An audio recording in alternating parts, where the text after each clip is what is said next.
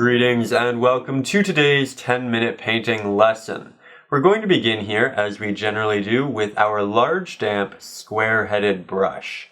Here I'm using a mixture of titanium white and primary yellow. I'm applying this to the top of our sky and blending downwards. Then I'm grabbing a good amount of titanium white, applying it to the bottom of our horizon, and beginning to blend it upwards. The goal here is to render a smooth gradient from one to the other.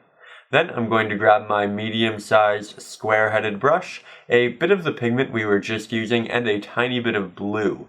This is going to render a washed-out green, as you can see here, and it'll be fantastic for our trees and mountains in the background.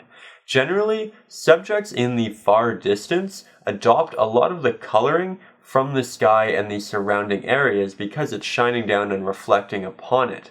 As we move closer to us in the painting, we get more of the innate coloring. And this is a very easy way to instill some depth within your painting. Objects, subjects in the background have much more of a color akin to the sky, while subjects in the foreground have much more of a natural coloring. So from there, I'm going to move into the middle ground with that same medium-sized square-headed brush. This time I'm using a bit more of a natural green because it's a bit closer to us. Here you can see that I'm implementing these strokes with a litany of vertical applications, and I'm just kind of building up around the edge. I'm allowing the edges also to blend a little bit with our initial application, which is brightening them slightly, which is nice because it kind of looks like the light is wrapping its way around the mountain here. Now, as I get more into the body of this subject, I'm using more of an X-shaped pattern to get the paint off my brush, and that's just to kind of save a little bit of time. But I do go back later and I work in all of those vertical strokes just to ensure that I have the same texture and consistency that I do have on the edge. Now, because this subject is a bit farther away, we're not actually going to see individual trees. We're going to see the implication of trees, and that's important to remember. Things in the far distance will be much more impressionistic. Things in the middle ground will be the implication of whatever it is. And then things in the foreground will be a detailed rendering of each subject. That's another way to instigate some depth in landscapes that have a lot of depth. So there I just threw in a bit of a reflection in the water. Now I'm taking a bit of Mars black, mixing that with the green we just had, and I'm beginning to build up the body at the back. The areas that are going to be receiving the least amount of light are going to be a lot darker, and you can see that I'm implementing that here now. I'm trying to create a gradient from the dark to the light. However, it isn't a soft, smooth gradient like what we used in the sky. Instead, it's created through the implementation of all of these vertical strokes and all of these things that very much imply our trees. Here you can see in the reflection, I start by doing the vertical lines, but then I'm also incorporating some horizontal lines to show movement within the water. It's the eclectic mix of the two that's really going to render something that looks very much like a reflection. You need something that's impressionistic of the top and whatever it's reflecting, but then you also need the movements of the water as well. Here I'm moving over to the left-hand side of the painting, and I'm using a fairly similar color palette. This is a little bit closer to us, so it is going to be a little bit darker. It's going to be a little bit more green. We're slowly progressing that way, and here you can see that I'm also incorporating a bit of the reflection in the same way. I started with the vertical line, then I incorporated a couple of horizontal lines to show the movement in the water. Now I'm going to move into the foreground, and here I'm actually going to be working with a bit of a silhouette. So here I'm jumping directly to my Mars black, and I'm using the larger square-headed brush just to block in that area nice and quickly. But as you can see through the drawings, we're going to be working on some trees that are a lot more detailed, things that have a lot more intricacy and resemble trees instead of the impression or implication of them. So I'm starting here by creating the base of each tree, and then we'll go back in later and add in the details. But I was using that same brush to do it. Now, as you can see, I'm going to switch over to a smaller square-headed brush because we'll need it to incorporate some detail work. I'm using a lot of a tapping motion to incorporate the limbs of these trees, and we're using the small square-headed brush because it can A, hold a good amount of paint, and B, because it makes a very sharp impression on the canvas. And that's important. When you're working on subjects that are innately fairly sharp, that have very defined edges, you want to use a brush that has very defined sharp edges. Whereas if we were working in the background in clouds and we wanted soft feathered edges, we might use a round-headed brush because it innately has a rounded feathered edge. When a lot of people work on detail work, they think to use a small liner brush, and while that can work, it doesn't hold a lot of paint, and sometimes they can be a little bit feathered as well. So when I'm working in the foreground, I actually like to use very, very small square-headed brushes because they do hold more paint, and you can generally get a bit of a sharper line with them. That isn't always the case, so if you find that you're using a liner brush and you do like that, then by all means continue to do that. Art is very subjective and so is the creation of it. But if you're kind of struggling to render those sharp, fine lines, then I would implore you to pick up a smaller, sharper, square-headed brush.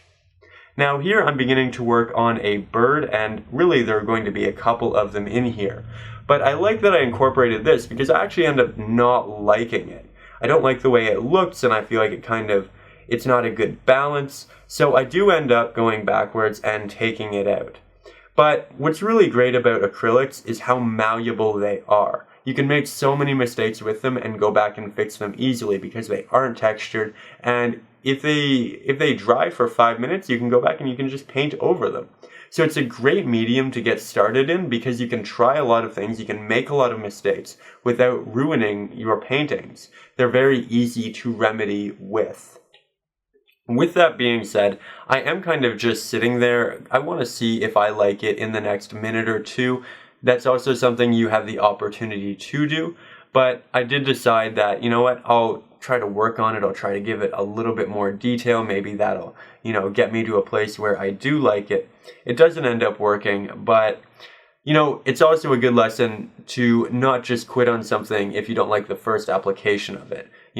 Try it, then maybe add a little bit to it, try to fix it up, and if you finally end up not liking it at all, then you can take it out just like I'm doing here. You see that I'm incorporating a lot of that green that we initially used. I'm using a fairly thick application and I'm just going over it.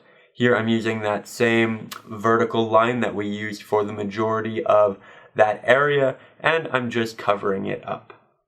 Then I'm switching over to a smaller round-headed brush. I'm incorporating some mist into the background here, some fog, and it'll look nice with our clouds. We're using the smaller round-headed brush because it does innately have those softer edges, which are great for subjects with softer edges, much like clouds. So that's what I'm doing right here. I'm kind of working them around the mountain area in a couple of different ways. Then I'm also bringing them up into the sky, as you can see. I'm kind of dragging them from one side of the sky to the other. I'm trying to create some leading lines and ensure that the viewer's eye is moving from one mountain range to the other. I kind of want to frame the painting with these in a way, and I really like the way this ends up looking. It kind of blows out the background in terms of exposure and lighting, which is nice because it really feels warm and very misty, a place that you can kind of wander into and kind of experience this really, really neat aesthetic. But from there, I'm switching over to my smaller square-headed brush. I'm creating a dividing line between our water and our land, and I'm also incorporating some additional movements within the water as well. Now that's what our 10-ish minute painting looks like. I was very happy with it, but later in the week, I did have a couple of extra ideas, so I thought I'd film them and share them with you as well here. So here I'm jumping back into it with a large square-headed brush and a mixture of orange. This is just primary red and primary yellow with a little bit of titanium white. Then I'm switching over to my medium-sized round-headed brush, and I'm beginning to blend out the edges. I'm also grabbing some additional very bright primary yellow mixed with titanium white to kind of create some line work within this patch of orange. I want the orange to look very much like a bunch of clouds that are kind of hovering above our sky. Then I interject a little bit of that orange down into our reflection. I brighten up the horizon with some titanium white. I fix up a couple of our trees, and I begin to play with our mountains, washing them out even more. However, I washed them out a little bit more than I wanted, so I reincorporated some green, a bit of a darker base this time as well, just to build up a little bit of additional depth. But there we have it. There was our 9-ish minute version, and then you also saw our 12-ish minute version. I hope you really feel like you learned something here today. The main lesson, I think, was on depth and how to create that. If you liked this and you'd like to learn more, there is a link in the description to my ebook, Acrylics for Beginners. If you'd like hour-long lessons like this, but where I also show you my color palette and how much water I'm using in my mixtures, there's also a link to hour-long lessons in the description on my Patreon account. With all of that being said, I post every Saturday. I hope to see you next Saturday. Thank you so much for watching, and above all, as always, stay creative.